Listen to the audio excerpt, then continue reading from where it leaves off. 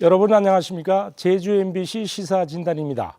제주의 해녀문화가 유네스코 인류무형문화유산으로 등재됐습니다.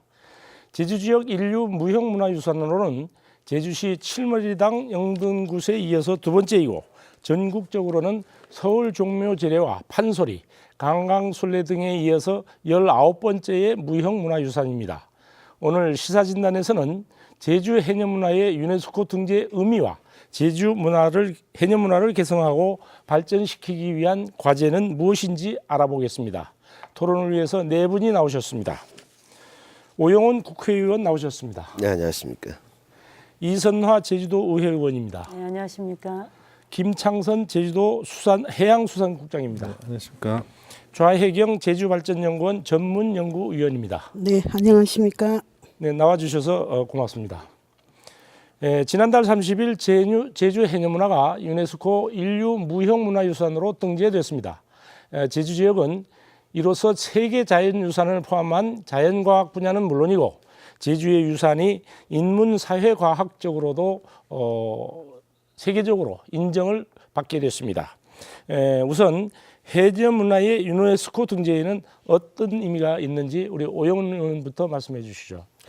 네, 대한민국에서 제주에서 두 번째죠. 대한민국에서 19번째 등재됐다는 것도 중요하지만 아마 또 전국적으로 보면 한 시도에서 두 개의 무형유산을 갖고 있는 곳은 제주밖에 없다는 데 이제 큰 의미가 좀 있는 것 같고요.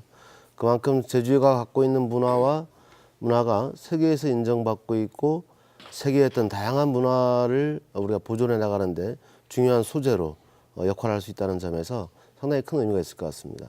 또 중요한 점은 세계 무형유산의 그 종목을 보면 340여 개 종목이 있는데 그 중에서 여성을 주체로 하는 또 유산은 우리 제주 해녀가 또 유일하지 않겠느냐 하는 측면에서 상당히 큰 의미가 있다고 봅니다.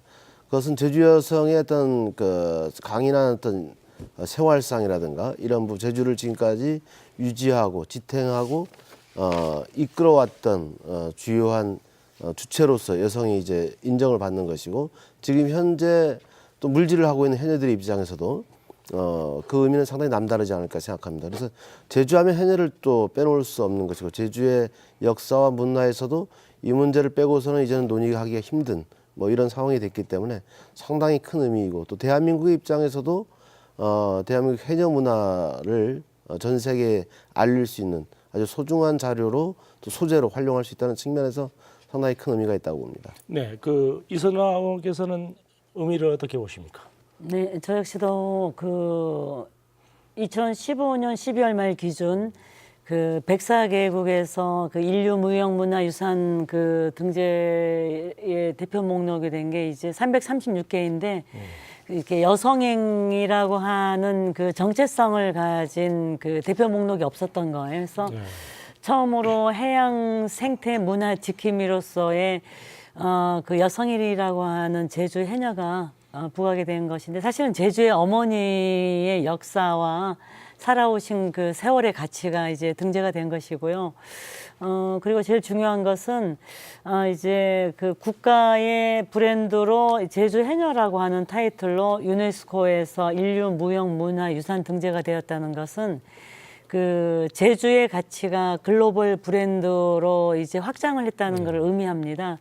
따라서 이제 향후에 이 제주 어머니의 가치를 높이는 이 일을 단지 우리들이 살아온 어머니라고 해서 제주 도정만 할 게 아니라 제주 도내의 일로만 국한시킬 게 아니라 뭐 우리 오영훈 의원님도 나오셨습니다마는 국가의 일로 그리고 세계의 일로 확산시키는 그런 노력이 필요하다고 생각을 합니다. 네, 그 좌혜경 박사님, 그 제주 해녀 문화가 유네스코 인류 무형문화유산으로 지정됐는데, 그 가장 기본적인 큰 이유는 어디에 있다고 보십니까?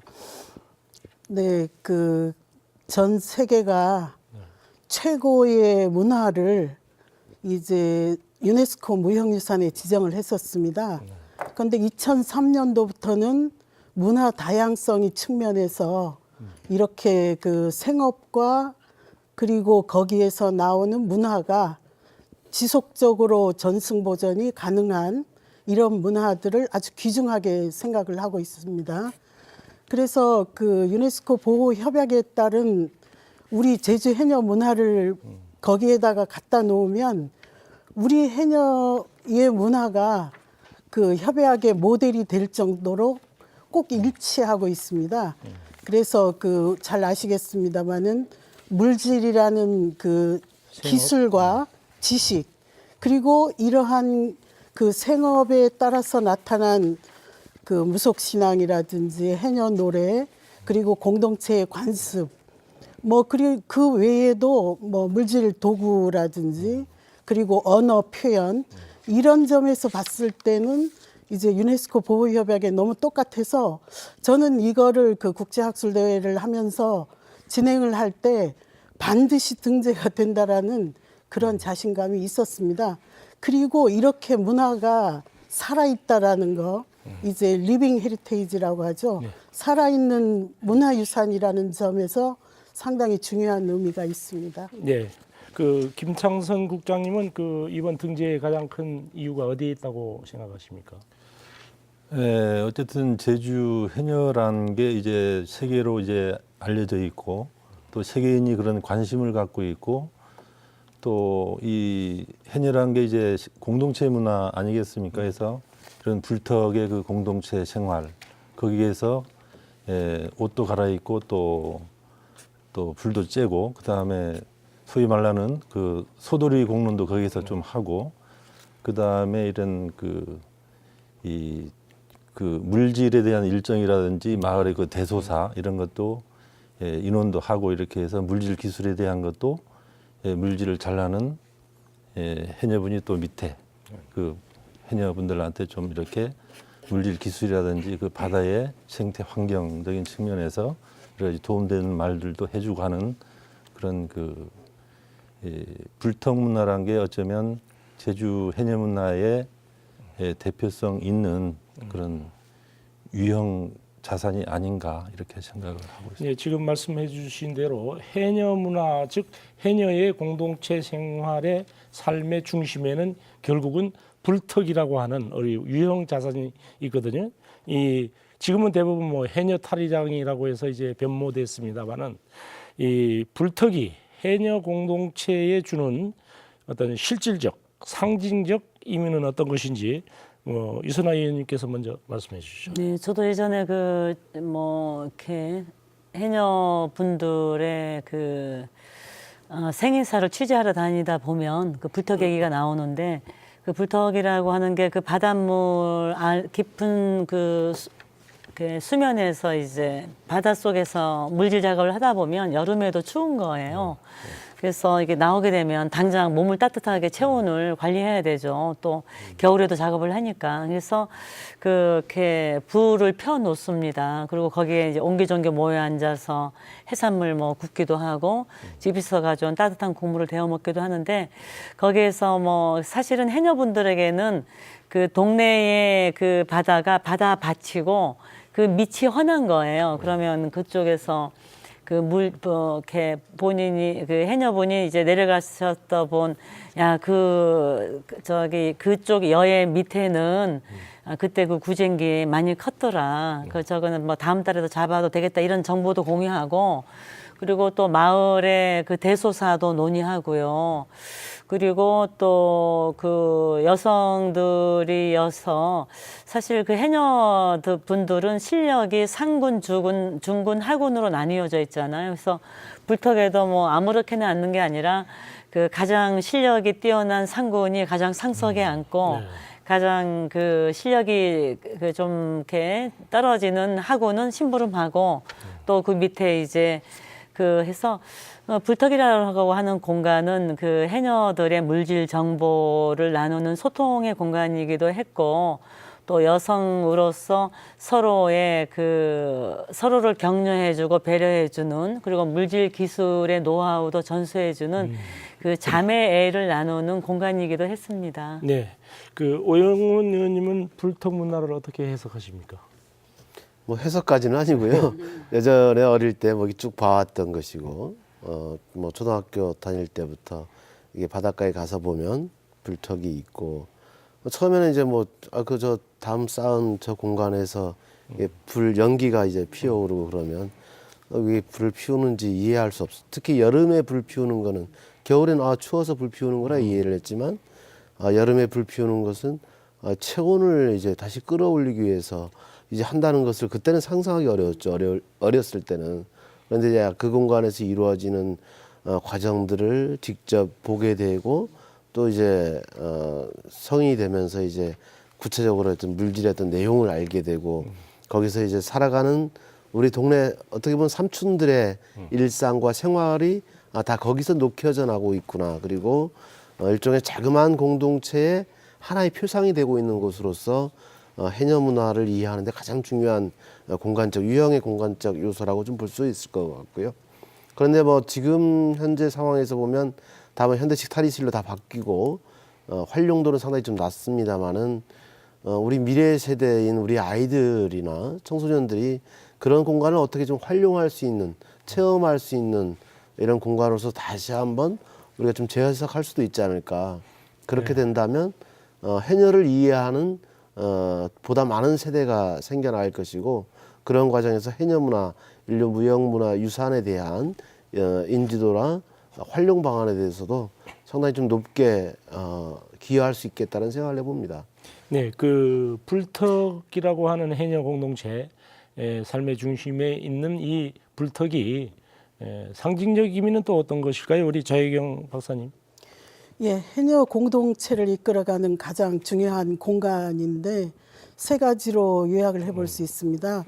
그 첫 번째는 이제 이 공동체의 회의의 문화의 어떤 상징성과 그리고 두 번째인 경우는 여기에서 물질 학습을 하는 공간 그리고 선후배 간의 어떤 인간적인 그 질서라든지 그리고 배려 이러한 그 사람들이 살아가는 인정의 문화 이런 어떤 결정의 문화가 이 그 불턱에서 그 불턱을 해석해 볼 수 있는 그런 생각이 들었습니다. 네, 결국은 그 회의 문화 그리고 또 학습 공간 그리고 선후배 간의 위계의 질서가 확립되는 요즘 말로 하면 결국은 우리 여성 뭐 문화회관 뭐 이런 유의 것으로 워낙에 다양한 그 소재를 가지고 논의를 하기 때문에 뭐 특정화 시키기가 좀 상당히 어려운 것 같아요. 뭐 예를 들어서 그리스의 아고라처럼 정치와 관련된 모든 의사결정을 하는 단위도 아니고 이거는 정치, 경제, 사회, 문화, 그다음에 어떤 예절, 예의범절 뭐 이런 관습 모든 인간관계에서 생겨날 수 있는 해녀와 연관된 모든 것들을 결정하고 학습하고 배우는 이런 과정이었기 때문에 좀 어떤 하나의 어떤 단어로 특정화시키는 좀 어려운 측면이 있다고 봅니다. 거기에다가 또 이제 바다 물질 얘기만이 아니거든요. 불턱에서 이제 농사일까지도 다 이제 의논합니다. 순우름이라고 해서 언제 누구네 집에든 언제 우리가 같이 가고 뭐 이렇게 대서사가 있을 때는 우리가 언제 어떻게 해서 그날은 뭐 물질을 하지 말자는 등 이런 것들이 바로 불턱이 갖는 문화 요소가 아닌가 이런 생각도 좀 가치를 가장 높게 평가하는 게 그 선배 여성이 후배 여성에게 그 삶의 노하우를 그 공유하는 그런 것이거든요. 그래서 사실은 뭐 지금 현대사에서는 그렇게 할 수 있는 공동체 정신이 좀 없는데 그 부분에 있어서는 이제 시사하는 바가 많이 높다고 할 것입니다. 네, 그 2009년 그러니까 지난 2009년 제주 해녀문화 보존과 전승을 위한 조례, 이 조례 제정을 시작으로 등재를 추진한 지 7년 만에 쾌거 아니겠습니까? 우리 김창성 국장님, 그 어떤 과정들을 거쳐서 등재가 되었는지 좀 설명을 해주시죠. 예, 그렇습니다. 2009년도에 그 조례가 도의회 발의로 제정이 됐습니다. 그래서 저희들이 그때 당시에 그 조례의 그 근간을 둬가지고 해녀문화 그 전승 보존위원회를 구성하고 그 다음에 그 해녀문화 체계화 5개년 계획을 수립을 했습니다. 그래서 그 이후에 그 다음에 그 2013년에 드디어 유네스코에 그 유네스코로 갈 수 있는 그 한국 대표 종목으로 이렇게 선정이 돼서 2014년 3월 달에 유네스코에 그 등재 신청을 했습니다. 근데 유네스코에서 심사기구에서 자기네 기준으로 하면 한 50건 정도를 선정을 할 걸로 했었는데 세계 각 나라에서 한 61건 정도 들어오다 보니까 이제 중국이나 그다음에 일본이나 한국 같은 이 등재 건수가 많은 나라는 좀 후순위로 좀 밀렸습니다. 그래서 그러다 보니까 한 1년 정도 연기가 됐는데요. 그래서 이번에 어쨌든 이런 것들이 저희들 뭐 우려는 좀 하면서도 될 것이다라고는 생각을 했습니다. 그래서 다행히도 이번에 등재가 됐습니다. 그래서 이 부분은 도민 여러분들이 함께하는 그런 힘이 원동력에서 온 그런 결과가 아닌가 이렇게 생각을 합니다. 자 박사님, 우리나라에서 이 인류 무형문화유산으로 지정된 종류가 어느 정도 되고 몇 개이며 또 제주 해녀문화가 이제 인류 문화유산으로 등재된 이후에 어떻게 달라지겠습니까? 달라지는 점은 어떤 것들이 있습니까? 예, 유네스코에 등재를 한다는 것은 뭐 해녀문화가 최고의 걸작이라는 그런 평가도 저는 있었다고 봅니다. 그런데 그 해녀문화를 우리 스스로가 등재를 한 것은 우리가 이것을 잘 보존하겠다라는 우리의 다짐이고 우리가 하겠다라고 해서 등재를 한 거거든요. 그렇기 때문에 이제 우리에게 주어지는 이 보존에 대한 의무감이 이제 클 거라고 봐지고, 그리고 이거에 대한 부가가치는 이제 뭐 커지는 건 당연한 것이며 이제 세계적인 문화로 인정을 받은 데 대한 그 우리의 노력들이 더 따라야 되는데, 그 잘 아시겠습니다마는 2013년도에 김장 문화가 되어 있고 12년도에 아리랑이 되어 있고 이제 그 이전에도 이런 민속 우리의 전통 문화 쪽을 이 유네스코가 더 중요시하고, 그래서 그거는 문화 다양성의 측면에서 유네스코가 제대로 이 문화를 전 세계의 문화를 보존하겠다라는 그런 의지가 아닌가 이렇게 생각이 들고요. 어떻든 우리의 다짐이기 때문에 우리 스스로가 노력해야 하는 그런 의무감도 중요하다라고 봅니다. 네, 전체적으로는 우리 해녀 문화가 19번째니까 결국은 우리나라에 19개가 있겠죠. 뭐 줄다리기라든지 아까 말씀하신 아리랑, 종묘 대례 이런 것들인데 아리랑만 하더라도 이제 민족의 노래로서 아마 유네스코에서 굉장히 등재를 하면서 세계적인 것이라고 판단을 했을 것입니다. 그 19개 중에서 조그만 제주도에서 2개. 대단한 거죠. 뭐 그렇게 생각이 듭니다. 다음 주제로 넘어가겠습니다. 사라지는 해녀, 그 지연책은 어떻게 있을 것인가? 제주의 해녀 문화가 세계적으로 가치를 인정받게 되었지만은 제주 해녀는 갈수록 줄어들고 있는 것이 현실입니다. 김창선 국장님, 우리 제주 문화의 주체인 해녀가 어느 정도 줄었고 현재 활동하고 있는 해녀는 어느 정도 됩니까? 1970년대만 해도 한 14,000여 명 정도 됐습니다. 그런데 지금 현재 제주도의 해녀는 4,377명. 그래서 이제 30%도 이제 안 되는 그런 거고요.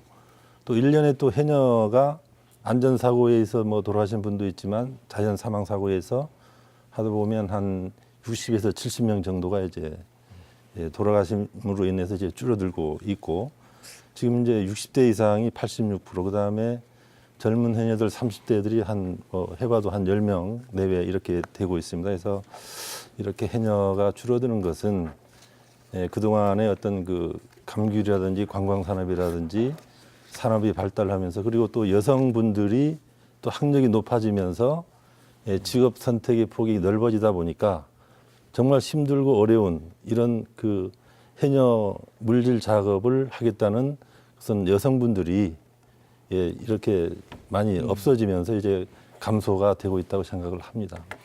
이선화 의원님, 해녀 감소의 이유는 그 외에도 또 다른 것들도 있겠죠, 아마? 기본적으로 지금 뭐 우리 국장님 잘 말씀해 주셨지만 일이 어려운 거예요. 뭐 젊은 여성들 뭐 요즘 같은 경우에는 가서 귤 따는 것이 더 나을 정도로, 그리고 전통적으로 해녀분들이 그 바다에서 물질만 하는 것이 아니라 이제 반농반어죠. 이제 농사일도 했고 해서 했는데 가장 중요한 거는 제 생각에는 그 해녀 일을 하는 거를 좋지 않게 여기는 그 해녀라고 하는 직업을 어떻게 존중하는 그런 분위기가 아니고 뭐 이렇게 다른 할 일 없어서 이제 해녀 하느냐라고 할 정도로 이제 고생도 하고 또 유교 문화의 시선으로 봤을 때는 좀 천한 일로 보였던 것이었거든요. 그래서 그런 부분이 그 해녀 수를 과거에도 좀 늘지 못하게 하는 부분에 한 일조를 했을 거라고 봅니다. 네, 지금 30대 해녀가 아까 국장님 말씀께서 10명 정도라니까 심각한 문제가 아닐 수 없습니다. 이 제주 해녀 문화를 어떻게 보존할 것인가가 과제인데 해녀들이 점점 고령화되고 숫자는 줄고 이에 대한 어떤 어려움이라든가 문제점 같은 것들이 있겠는데 우리 오영훈 의원님 평소 어떤 생각을 하고 계십니까? 지금 현재 뭐 4,300명에서 뭐 10년, 20년 후에 2,000명까지 줄 것이다, 이렇게 없어질 것이다 걱정하는 것도 중요하지만 저는 그렇게 크게 걱정할 문제는 아니다라고 봅니다. 왜냐하면 해녀 물질을 통해서 생계를 유지해야 되는 필요성 때문에 이제 60년대에 2만 명 가량이 이제 있었던 거 아닙니까? 또 다른 생계 수단을 통해서 이제 이직을 하게 되고 또 다른 일을 하게 되면서 줄어드는 것이고요. 사회 변화 발전의 속도에 따라서 변화하는 것이라고 봅니다. 그럼 이 사회가 변화하고 발전하는 방향에 맞게끔 어떻게 해녀를 계속 유지시킬 수 있는 일종의 문화적 가치로서 유지시킬 수 있는 방법을 찾을 것이냐에 저는 좀 더 집중할 필요가 있다라고 좀 보여지고요.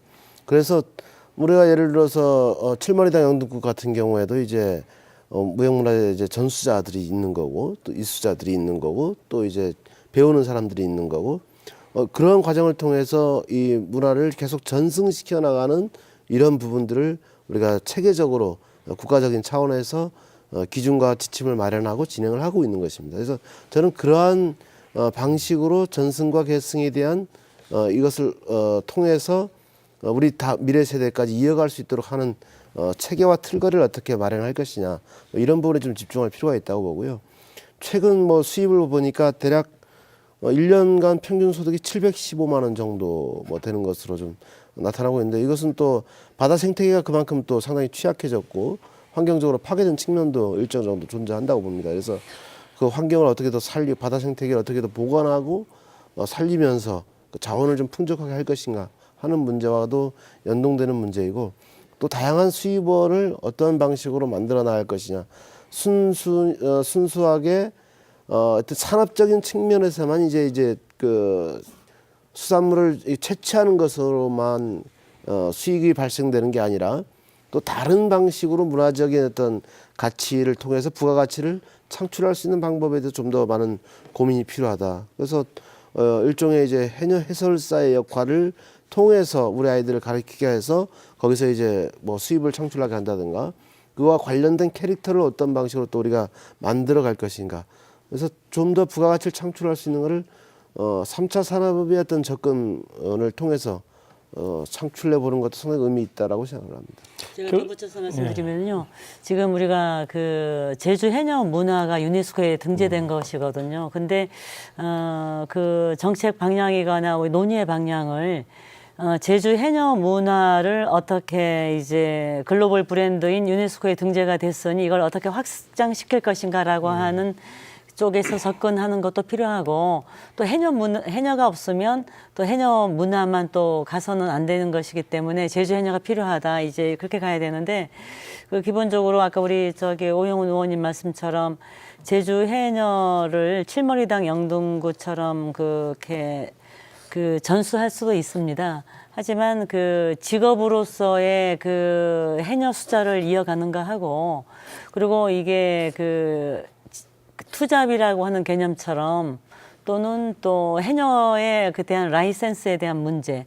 지금 우리가 생각하고 있는 제주 해녀는 정통적으로 반농 반어 형태를 그 기본 직업으로 하고 있는 거를 제주 해녀라고 하는 정의를 내리는 거잖아요. 그러면 향후에 지속 가능하게 제주 해녀의 숫자를 담보하려면 그 전통적이지 않는 또 다른 개념의 제주 해녀에 대한 정의도 좀 필요하지 않을까 생각이 됩니다. 추가적으로 말씀드리면 지금 현재 우리가 알고 있는 전통적인 해녀, 또 현재의 해녀의 상, 그거와 그리고 10년 후, 20년 후, 30년 후에 해녀의 상은 저는 달라질 것이라고 봅니다. 세상이 변하는 것만큼.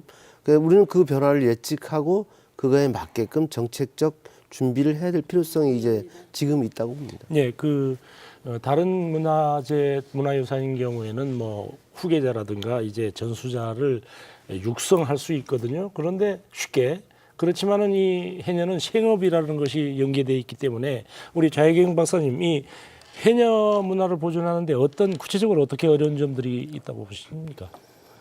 네, 해녀를 육성해야 된다라는 그런 개념이 지금까지는 잘 없었습니다. 정책적으로. 그래서 그런 공감대 형성이 우선 중요하고 그 육성은 그 소득이 되면 해녀를 할 것 같습니다. 그래서 그 어느 정도 이분들이 소득이 보장될 수 있는 그런 정책이 따른다면은 그 해녀가 육성될 수 있고, 그 일본 쪽도 보면은 이런 그 다른 지역의 분들, 일본인이 아닌 이제 뭐 한국인이라든지 이제 다른 외국의 분들을 모셔서 그 아마를 키웠던 적이 있거든요. 아마 우리인 경우도 뭐 다문화도 있고, 이것을 하고 싶어 하는 사람들은 어느 정도 그 돈을 벌 수 있을 때까지 조금 지원을 한다면 가능하지 않을까 이런 생각을 해봤습니다. 네, 요즘에 젊은 해녀들을 양성하기 위해서 뭐 해녀 학교가 개설되고 그렇게 해서 이제 현장에 뭐 실습도 보내고 그러는데 그렇지만은 아직도 현장에 정착하는 해녀들은 드물거든요. 그 이유가 어디에 있는지 우선 김창선 국장님 좀 말씀해 주시죠. 예.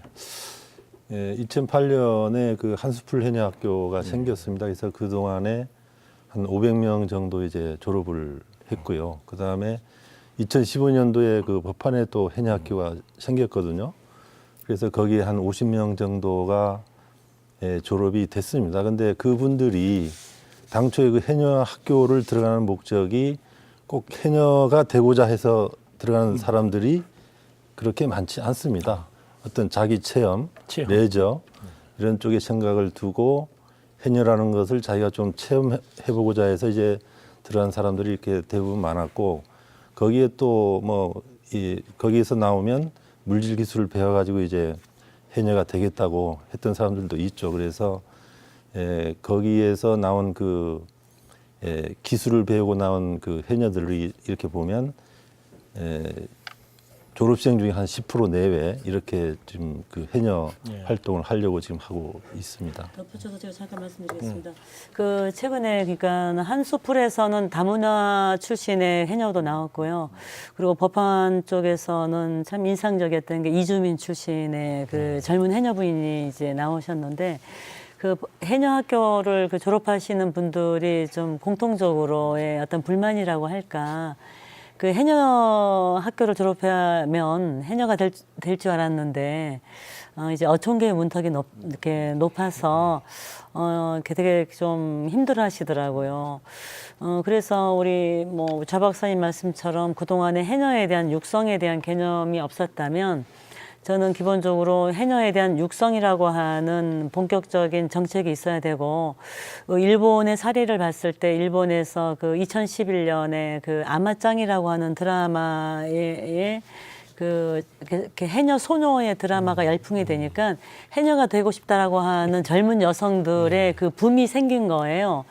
그래서 저는 직업으로서의 해녀에 대한 그 생업으로서의 해녀를 원하는 분과 제주 해녀의 그 매력에 동참하고 싶어서 투잡으로서의 그 해녀를 하고 싶다라고 하는 정책이 함께 가야 되고, 그리고 지금 도정이 그 해녀의 수를 좀 확보해야 된다면 어촌계의 문턱을 낮추는 정책이 또 반드시 따라야 된다고 생각을 합니다. 네, 그 좌혜경 박사님, 그 해녀가 현장에 정착하지 못하는 이유 어떤 것들이 있겠습니까?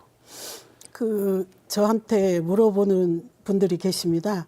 해녀를 하려면 어떤 조건이 필요하냐고 물어보시는데 그 지역에 거주를 해야 되고 그리고 바다에서 60일 이상 이제 조업을 해야 되고 그리고 판매를 1년입니까? 1년에 60일. 네네 60일 예. 이상 조업을 해야 되고 판매를 수협을 통해서 판매한 실적이 있었을 때 이제 어촌계의 동의를 얻고 가입이 가능하거든요. 그래서 이거는 정말 사실상 쉬운 일은 아닌 것 같습니다. 그래서 그 어촌계원이 되기 위해서 좀 어촌계의 해녀분들이 넓은 아량이 필요합니다. 아까 말씀드렸던 것처럼 불턱의 그런 정신을 받아들여서 와서 해봐라. 그리고 행정에서는 그것을 이제 어느 정도 물질 기술이 작업을 할 수 있을 능력이 될 때까지 약간 지원을 해주는 거죠. 이제 전수금이라든지 뭐 문화재 같으면 전수생 이런 식으로 해서 지원을 하면서 많은 격려들이 있어야만 그리고 해녀분들이 넓은 마음이 있어야만 이 해녀들이 육성이 가능하지 않을까 이런 생각을 해봤습니다. 결국 지금 현재 줄어든다 보존해야 되겠다 하는 그 기본적인 밑바닥에는 우리 어촌계 해녀분들이 또 아량을 갖고 또 유연성을 갖고 이제 대해 주어야 되지 않느냐 이런 얘기인데 해녀들을 위한 실질적인 지원책 어떻게 보십니까 우리 오영훈 의원님? 근데 이제 현재 생업으로서 해녀를 하시는 분들 입장에선 뭐 새롭게 뭐 해녀학교 다녀서 오신 분들이 당장 들어오는데 부담이 있죠. 본인들이 들어가서 물질해서 채취할 것도 한정돼 있고 제한돼 있는데 이게 한두 사람을 이게 받아서 내 수입이 작아진다는 말이죠. 그것은 이제 어촌계 전체의 수익과 관련된 문제이고 그런 과정 또 아까 이제 60일을 얘기했다면 60일 이상의 물질해야 되는 그 과정을 그럼 지원할 수 있는 방법을 찾는다라든가 뭐 이런 방식을 찾아야 된다는 거죠. 그렇지 않으면 당장 지금 해녀들이 물질하는 그 공간에 참여한다는 거는 상당히 좀 어려운 문제가 있겠다라고 지금 싶은 거고요. 그래서 저는 꼭 지금 현재의 시스템에 맞게끔 해녀를 육성하고 보존해야 된다는 이런 강박관점에서 좀 나는 벗어났으면 좋겠다. 그런 생각을 좀 하고 있는 거고요. 예를 들어서 지금까지는 생존의 수단으로서 이 물질을 우리가 해왔다면 앞으로 다가올 미래는 생존의 수단이라기보다는 오히려 레저로 취미로 이렇게 또 갈 수도 있는 문제거든요. 저는 그런 공간으로 넓혀져 가야 된다고 생각합니다. 예전에 머구리를 가지고 이제 채취를 했던 우리 어부들이 있었지 않습니까? 잠수부죠, 잠수. 근데 이제 그걸 지금 하는 사람들은 줄어들고 그걸 했던 사람들이 영향을 받아서 뭐 스쿠버 다이브를 하는 것처럼 이게 일종의 변화가 시작되고 있고 현재 그와 같은 해녀의 물질의 본연의 그대로의 모습을 유지하는 것도 중요하지만 시대가 변화하는 것에 맞게끔 또 새로운 장르가 개발될 수 있도록 지원하는 것도 상당히 중요할 것 같아요. 해녀의 가치가 생태를 가꾸고 함께하고 공존하는 그런 생태 지킴이에 대한 부분이었잖아요. 그래서 근데 제주 해녀가 그동안 바다에서 뭘 채취를 한다라는 것이 주가 됐다고 하면 향후에 제주 해녀라고 하는 그 직업의 어떤 패러다임의 변화는 생태 보호하면서 바다와 함께하는 자연 친화적인 여성의 해양 문화라고 하는 부분이 좀 들어와야 될 것 같습니다. 네, 자혜경 박사님께서는 어떻게 생각하십니까? 실질적인 지원책을? 네, 지원책보다는 이제 바다 어장을 이용하는 것은 그동안 그 바다 어장에서 생존권을 영위해 오신 분들에게 어떤 권리를 주는 거거든요. 거기에서 작업을 해서 먹고 살아라라는. 그래서 이분들이 그 바다밭을 잘 가꾸고 그 어장을 지금까지 지켜온 이런 것에 대한 것 때문에 그분들이 바다 어장에서 작업을 할 수 있는 겁니다. 그래서 주인은 어차피 지금까지 해오신 해녀분들이 바다 어장의 주인이고요. 그리고 만약에 이 해녀분들이 자신들의 문화를 보존을 하려면 이제 아까 말씀드린 대로 이제 받아들여서 그리고 이 행정에서는 어떤 육성기금이라든지 어업인 양성처럼 이분들이 어느 정도 작업을 하면서 돈을 벌 수 있을 때까지 그런 키워주는 그런 역할들이 있어야만 될 것 같습니다. 제가 이 말씀 한 것만 덧붙이겠습니다. 지금 제가 예전에 제주 해녀를 유네스코 등재하자 뭐 이런 운동을 했을 때 그 해녀분들 오셔서 세미나를 해요. 그러면 그분들은 유네스코 등재 별로 이렇게 하면 당연히 소라값이 오를 걸로 알고 계시더라고요. 그런데 사실은 지금 우리가 제주 해녀에 대한 경제적 지원에 대해서 저는 약간 인식 전환가 필요하다. 그리고 인식 전환에 대한 그 단초를 제공한 게 유네스코 등재인데 사실은 그 제주 해녀 분들이 수입을 얻는 거는 지금 바다에서 잡는 그 채취물인 물건들 뿐입니다. 근데 그게 아니라 제주 해녀가 어느 만큼 그 위대하고 가치 있는 그 여성으로서의 삶을 가졌는가를 이야기로 풀어내는 것 자체가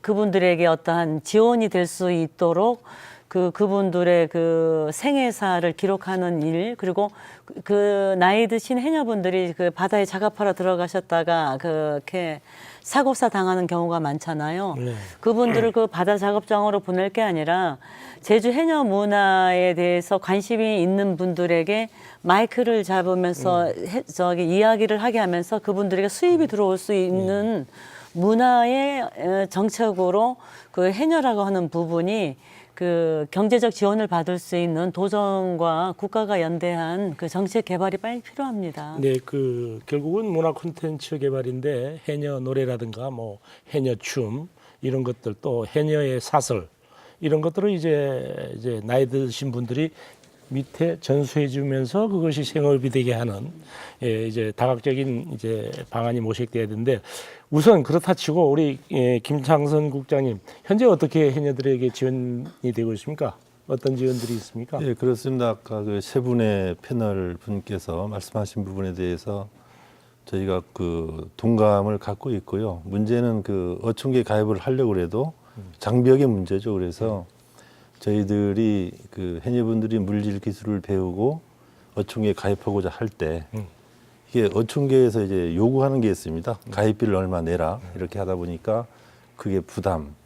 그래서 이제 그런 부분도 행정에서 이제 좀 금액을 좀 충분히 전액을 가입비로 지원해 줄 수 있는 방안을 지금 그 모색하고 있고 그 다음에 해녀가 이제 가입이 되더라도 초창기에는 이제 물질 기술이 조금 서툴기 때문에 하루 물질 나가도 뭐 10,000원, 20,000원밖에 벌지 못하는 경우가 있거든요. 그래서 그런 그 초창기에 해녀 작업을 하는 그런 그 새내기 해녀들에 대해서 그 초기의 어떤 그 생활안전자금 같은 것을 지원해 줘야 되겠다.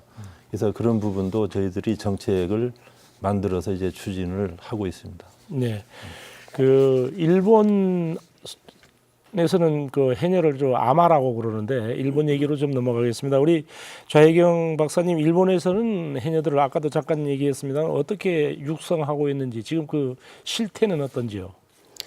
그 육성 차원인 경우는 제가 정확히 잘 모르겠고요. 그 실태인 경우는 그 해녀들이 작업 시간이라든지 작업 일수가 우리 해녀들보다 훨씬 적습니다. 그런데도 이제 가서 작업을 하고 나오는 딴 해산물을 보면 전복인 경우도 한 광주리씩 이제 따고 나옵니다. 아주 그 뭐 기술이 뛰어나서 그게 아니라 그렇게 자원이 잘 관리가 되고 있다라는 겁니다.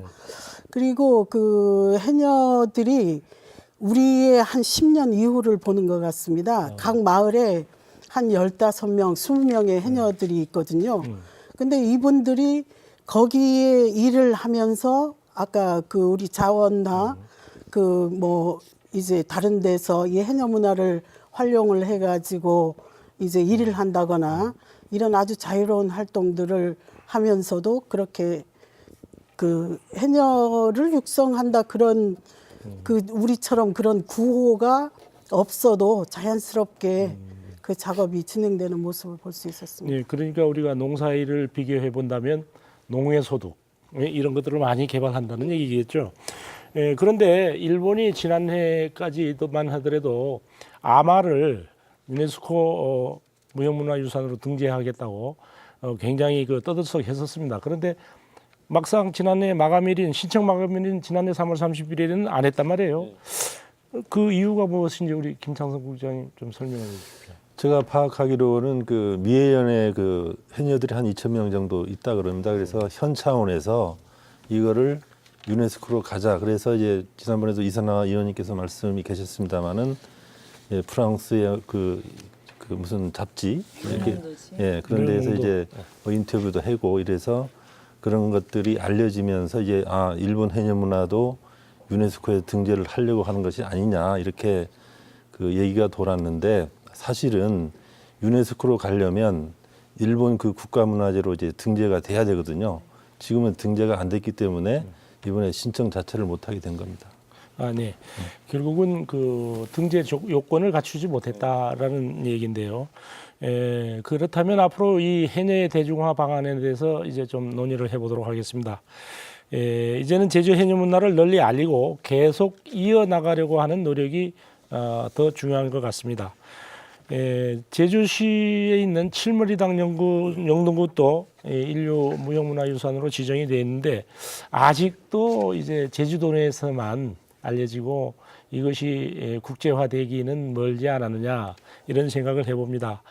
다양한 그게 이제 소재들이 있음에도 불구하고 그래서 이 제주 해녀 문화를 더 많은 사람들이 접할 수 있게 하기 위해서 어떤 대책들이 필요한지 이제 오영훈 의원님부터 먼저 말씀해 주시죠. 일단은 우선 우리가 이제 19개째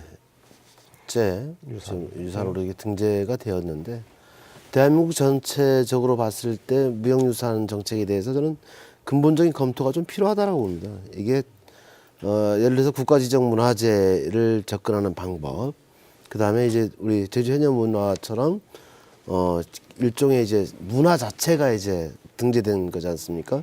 그럼 이게 기준이 지금 마련되어 있지 않거든요. 이걸 어떤 국가지정문화재 같은 경우는 뭐 전수자를 어떻게 육성하고 또 이제 이수자를 어떻게 하고 뭐 이런 체계적인 어떤 그 기준과 이런 내용들이 설정이 다 되어 있는데 이런 경우에는 지금 마련되어 있지 않기 때문에 이것은 어떤 방법으로 좀 할 것이냐. 뭐 예를 들어서 아까 김장문화나 뭐 택견이나 뭐 종묘제략 같은 거 이런 것도 다 마찬가지인데 우리가 세계에 자랑할 만한 문화유산임에도 불구하고 그것을 구체적으로 세계화시키는 데는 아직 우리 중앙정부 차원의 노력이 부족하다라고 봅니다. 보통 이게 등재가 되기 전까지는 문화재청에서 이것을 관장을 합니다. 사업을 이렇게 관장하게 되는데 등재가 되면 국립 무형유산으로 이제 가게 되죠. 문화재청이 손을 따라하는 겁니다. 그런데 그 국립무형문화원이라는 게 예산의 규모도 문화재청도 작지만 더 작은 산하기관인 이 자그마한 기관에서 이 19개의 등재 문화를 전부 다 관장해야 되는 버거움이 있습니다.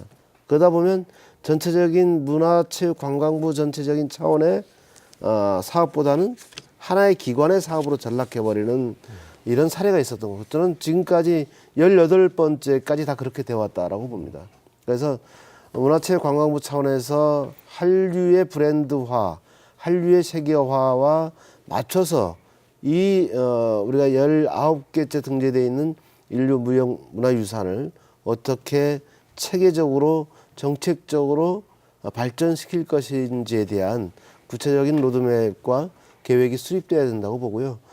그런 과정들이 이루어지고 나서 기본 계획이 수립되고 나서 또 지방정부에서 진행하고 있는 문화의 다양성을 지속 가능성 있게 발전시키고자 하는 그런 전략과 부합될 수 있도록 체계적으로 만들어 나갔을 때 좀 가능한 접근 방법이 아닐까라는 생각을 해봅니다. 그 좌혜경 박사님 우리 무형문화유산을 더 사람들이 많이 접할 수 있게 하려면은 제주 해녀문화만이 아니고 다른 것도 그렇습니다만은 어떤 일들이 먼저 선행돼야 된다고 보십니까? 예, 그 제주 칠머리당 영등굿인 경우도 어업인의 문화입니다. 예. 근데 거기에 전승 기반이 어딘가에 강조점을 둔다면 무속인인지 어업인인지 잘 모르겠습니다. 그래서 그 칠머리당 영동구신 경우도 해녀 문화와 관련해 가지고 같이 보존하면 이게 다른 그 해녀 문화 중에 영등굿들이 많거든요. 그리고 뭐 잠수굿 형태로도 있지만 이 무속 의례가 그 해녀 문화와 관련해서 이제 같이 그 전승 기반을 마련한 후에 다른 문화재도 다 마찬가지입니다만은 그런 전승 기반이 따르지 않으면 무형 문화재나 유산인 경우는 곧 예수의 위기가 닥칠 거라고 봅니다. 네, 그 칠머리 당꽃 영동군만 하더라도 결국은 제주도 내 마을마다 있었던 그 할망당이라든가 주로 여성들이 이용을 했죠. 그래서 이 바다에 씨를 많이 내려주십사 하는 결국은 해녀들과 무속이 대상이지만은 해녀들을 위한 어떤 그런 축원의 형태거든요.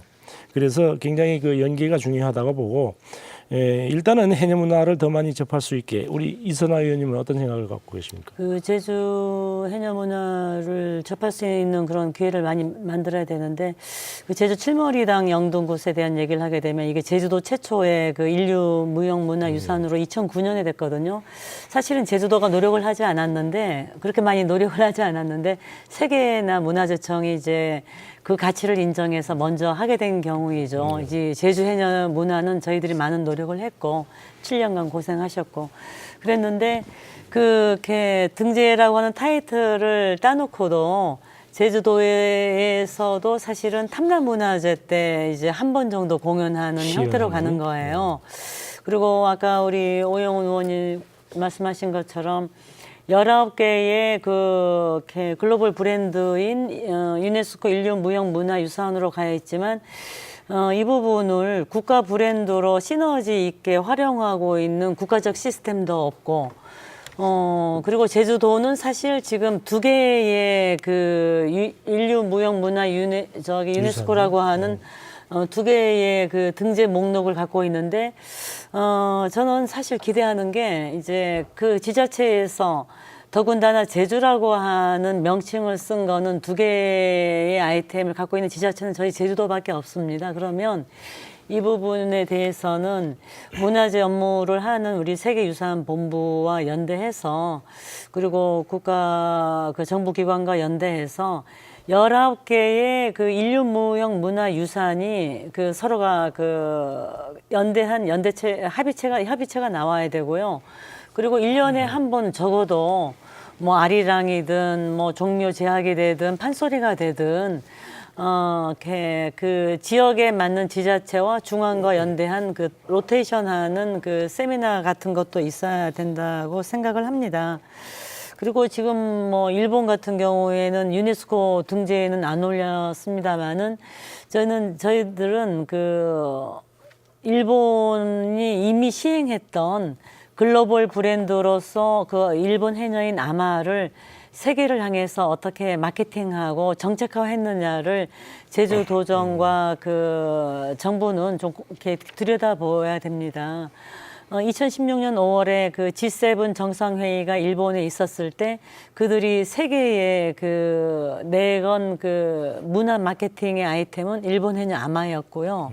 그리고 우리들은 뭐 내부에서 열심히 하는데 그 뭐 루몽드지 일면이라든가 또는 그 세계의 문화예술인들과 연대해서 해녀를 홍보하고 있는 거는 지금 일본이 훨씬 앞서거든요. 그러면 유네스코 등재된 거는 제주 해녀 문화인데 세계인들이 사랑하고 더 세계인들한테 그 잘 알려진 거는 일본 아마라고 한다면 이 부분에 대해서는 그 좀 저희들이 분명히 노력해야 될 부분이 있지 않을까 여겨집니다. 네, 그 올해가 아리랑이 세계 인류 무형문화유산으로 지정된 지 등재된 지 5년째 되는 해입니다. 그래서 이제 아리랑을 소재로 한 이제 모 방송사에서 대대적인 이제 공연을 이제 했는데 제주에서도 이제 해녀춤이라든가 해녀 노래 같은 것을 개발하고 앞으로 관현악곡으로 편곡을 한다든지 작곡을 시도한다든지 이렇게 해서 그런 공연을 우리 스스로 하고 그다음에 또 아리랑이나 판소리나 다른 강강술래 같은 다른 유산과 연계한 순회 공연을 한다든지 이런 것들도 아마 우리 문화유산을 전국에 알리고 그다음은 세계에 알리는 아주 중요한 행사가 되지 않을까 그런 생각도 해봅니다. 어쨌든 간에 유네스코 등재 이후에 해녀 문화 보존과 전승을 위해서 이제 우리 행정에서도 여러 가지 이제 계획들을 세우고 있는 것으로 알고 있습니다. 우리 김 국장님 좀 설명을 해주시죠. 예, 저희 도정에서는 어쨌든 뭐 이 종합적으로 좀 해야 되기 때문에요. 그래서 일단 이번에 등재가 됐기 때문에 12월 14일 날 축하 잔치도 좀 벌여야 되니까 컨벤션 센터에서 한 1,600명 도민 또 해녀분들 관광객 이렇게 해서 이제 그 등재 선포식도 하고 해녀 헌장도 이렇게 발표를 하고 축하 공연 이런 것들을 진행을 합니다.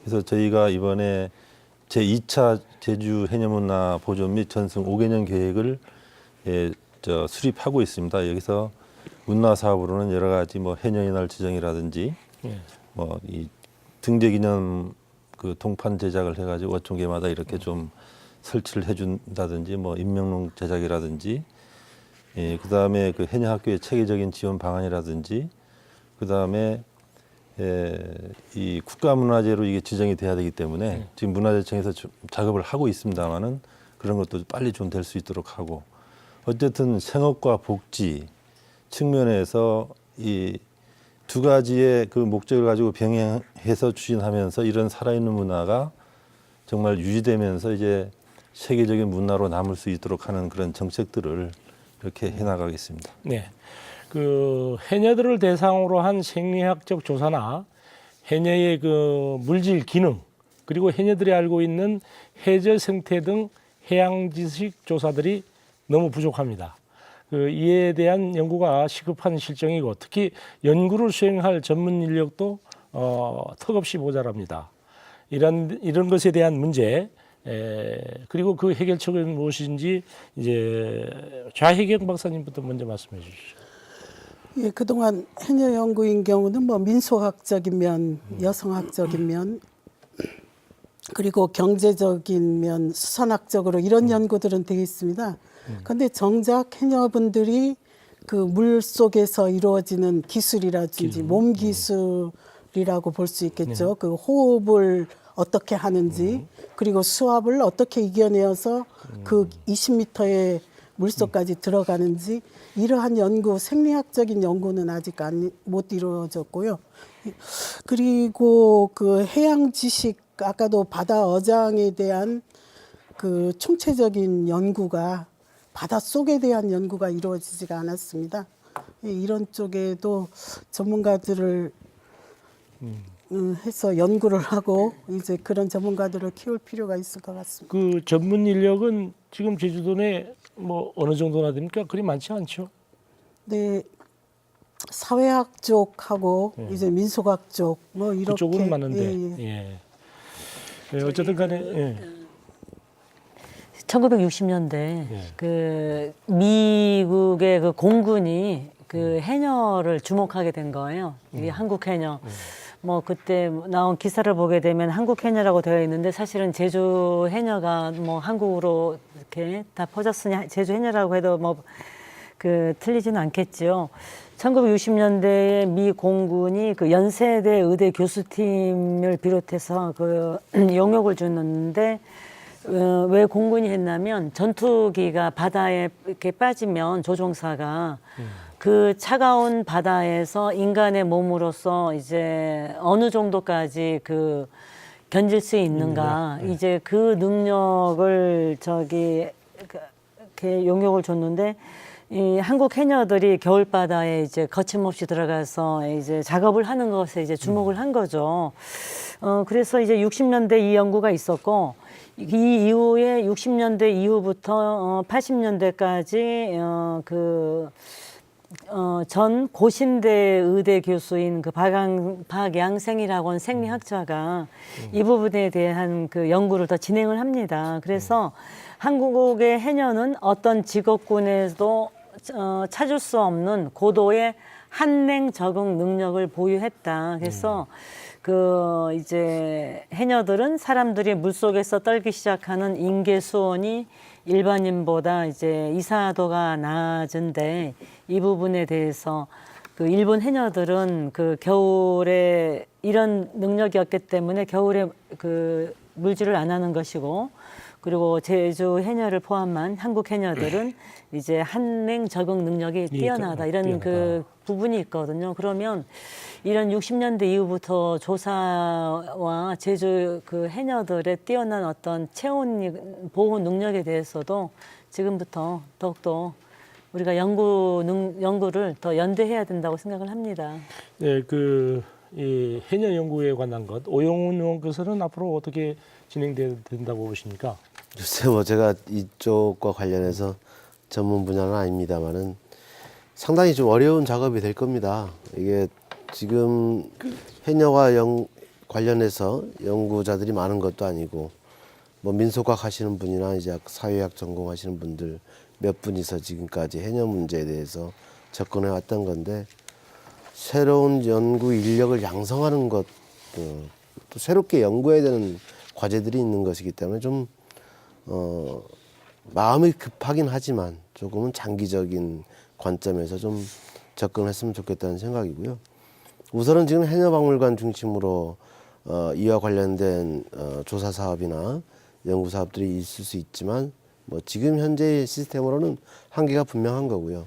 그래서 저는 그런 연구를 수행할 단위를 어떻게 만들어낼 것이냐 하는 측면이 중요하고요. 그래서 계속 관에서만 지원할 수도 없는 거고, 어떤 재단의 어떤 설립을 통해서 이런 문제를 접근할 수 있는 틀을 찾는 게 우선적으로 급하다 생각합니다. 네, 그 제주 해녀 문화는 이제 토론이 막바지입니다. 이제 마무리 바른 시간인데요. 그 해녀 문화의 보존과 발전을 위해서 우리가 중앙 정부라든가 지방 정부 그리고 민간 단체에서 어떤 노력들이 필요한지 각각 1분씩 짧게 얘기해 주십시오. 좌혜경 박사님부터 먼저. 네, 그 해녀박물관이 어떻든 그 해녀 문화를 보존하는 첨단에 있었습니다. 그리고 해녀박물관이 생김으로써 이 해녀 문화라는 용어도 생겨나게 됐고요.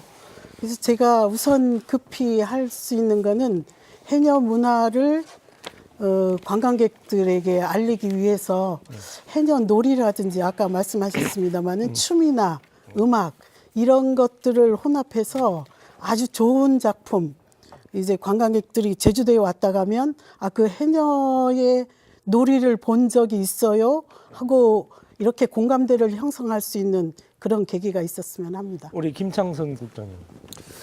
예, 이제 그 해녀 문화가 세계유산으로 됐기 때문에 제주도의 어떤 자체적인 그런 노력만으로는 이제 한계가 있다고 보고요. 그래서 우리 이선나 의원님께서 평소 자꾸 그런 말씀을 하시는데 정부와 연대를 해야 되겠다. 그래서 해양수산부는 생업적인 측면을 지원하고 문화재청은 문화적인 측면, 그 다음에 장기적으로는 이제 해녀 문화가 지속적으로 어린 세대들까지도 이어져 나가야 되기 때문에 교육부와 교육청의 그런 역할 이런 것들이 다 연대가 돼서 또 민간 단체도 마찬가지 이렇게 해서 우리가 힘을 모아서 나가야 된다고 생각을 합니다. 이선화 의원님. 네, 그 모든 일에는 타이밍이 중요합니다. 뭐 아까 뭐 아리랑이라든가 여러 가지 우리나라 19개 그 인류 무형문화유산 뭐 등재가 되었지만 사실은 등재되는 그 순간만 이제 언론도 관심 가지고 국민도 관심을 갖는 거예요. 그렇게 되지 않기 위해서는 지금부터 그 로드맵을 가지고 일을 해야 되는데요. 저는 기본적으로 제주 해녀 문화가 그 세계의 그 인류 무형문화유산 등재된 목록 340여 개 중에 그 유일하게 여성 정체성을 갖고 있기 때문에 여성 가족부하고도 일을 할 수 있고, 또 해녀를 가지고 있는 그 나라가 일본하고 우리나라밖에 없기 때문에 외교부도 가능하고, 그리고 이게 전성이기 때문에 교육부도 들어와야 돼서 국무총리 산하에 유네스코 제주 해녀 문화 세계화 자문위가 이제 구성이 돼야 되고요. 그리고 제주도정도 그동안 많은 노력을 했지만 그 해외에서 그 제주 해녀를 사랑하는 예술인들과의 그 연대도 중요하다고 생각을 네. 합니다. 그 오영훈 의원님 마무리 발언. 네, 뭐 좋은 의견들이고요. 우선은 이제 국가기관과의 연관된 국가기관과의 유대와 연대를 어떻게 더 강화할 것인지에 대해서 많은 고민이 있어야 되겠다. 국립민속박물관과 해녀박물관의 연계를 어떻게 강화할 것인가. 그리고 국립무형문화유산원과 또 이제 연계를 어떻게 강화할 것인가. 이런 토대 위에서 아까 얘기 나왔던 19개 등재 목록에 대한 포럼을 우선 제주도가 주도적으로 개최를 주장하고 국가 지원을 요청하고 이런 방식을 통해서 보다 폭넓게 제주의 문화만을 우리가 고집할 것이 아니라 문화의 다양성이라는 측면에서 대한민국의 브랜드 가치를 높이는 차원에서 이 문제를 접근해 나간다면 큰 성과가 있지 않겠나 싶습니다. 네, 오늘 나와주셔서 좋은 말씀 고맙습니다. 제주 해녀문화는 이제 제주만의 유산이 아니라 인류의 보편적인 공동체 생활 양식을 대표하는 세계인의 유산이 되었습니다. 여성 공동체의 상징인 굴턱을 복원하고 점차 사라져가는 마을 할망당을 보존하며 마라도 할망당 정신, 할망바당 정신, 즉 이웃을 배려하고 약자를 보살피는 정신을 확산시키는 것이 더없이 중요할 것입니다. 해녀와 관련된 영등굿 사설을 현대화하고 해녀 노래와 해춤 공연을 상설화하는 등 이들 해녀 문화를 매개로 한 문화 콘텐츠들을 관광 자원화하는 것도 제주의 해녀 문화를 세계화하는 지름길이 될 것입니다. 밤늦게 시청해 주신 여러분 대단히 고맙습니다.